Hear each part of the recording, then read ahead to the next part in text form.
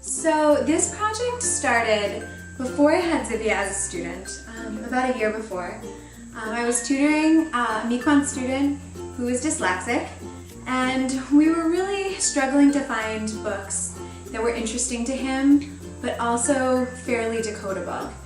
What we found was that there were smaller books, like Henry and Mudge, a lot of pictures that were decodable, but suddenly around the second grade reading level, it just jumped up into really challenging chapter books that with a lot of words that really weren't decodable at all.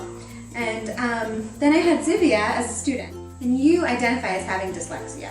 Yes. And you've been getting Wilson tutoring, which is a reading program, for how many years now? Third? I think this is your third year? Yeah, I think so. And Zivia is also an amazing writer and an amazing ear reader, in the sense that she has listened to just about every book on tape ever. So when Zivia became my student, we were also struggling with this idea of finding books that were fairly decodable, but were interesting to Zivia because, you know, her understanding and comprehension is very high level. That isn't the case for every child with dyslexia, but it was for Zivia. And Zivia also loves fantasy and magic. And so I told her about this book that I had written for a child I had tutored, and I asked her if she wanted to help make it into a book that we could publish and actually give to people. And I agree. And you agreed. Basically what we've done is we've gone through my version of the book, and when I was writing I tried as hard as I could to be really decodable, to use familiar words if I was using non-decodable words, so sight words from the popular reading programs.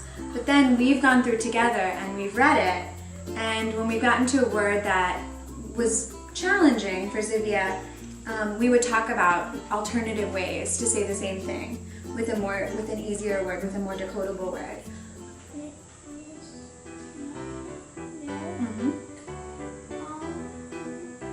Right, that's a hard one, and I should have known that.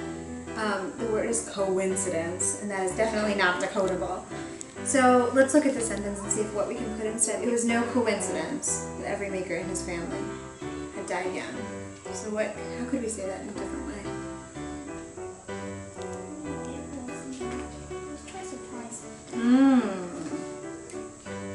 It was not surprising.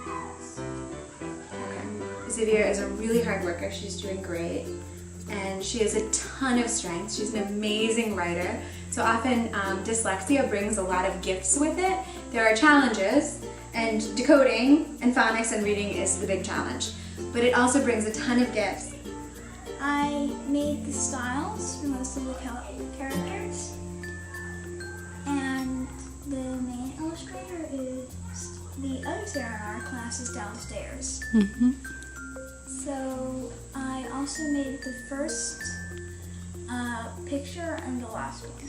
So Zivia has an illustrator credit in the book. As she said, she designed all the characters, and then Sarah and made 2 illustrations herself, and then Sarah used those designs to make other illustrations. So this book is definitely designed for dyslexic children and older children as well.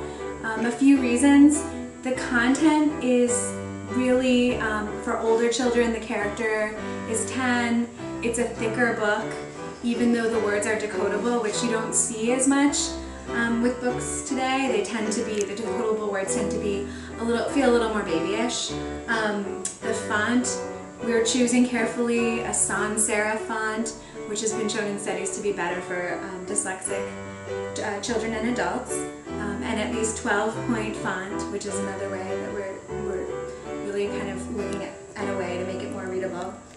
And the other thing about the book is that the content, the main character, has a sort of a learning disability, and now his learning disability is magic related, but he needs tutoring.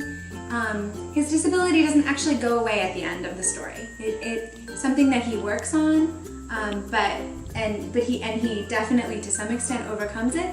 But it's something that he realizes he's going to have to work on for the rest of his life and find ways around. And he's really empowered at the end, even though he still has it.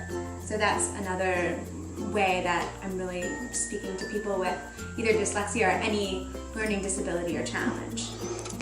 Do you feel like you can relate to the character in any way? And if so, in what way do you relate to that character?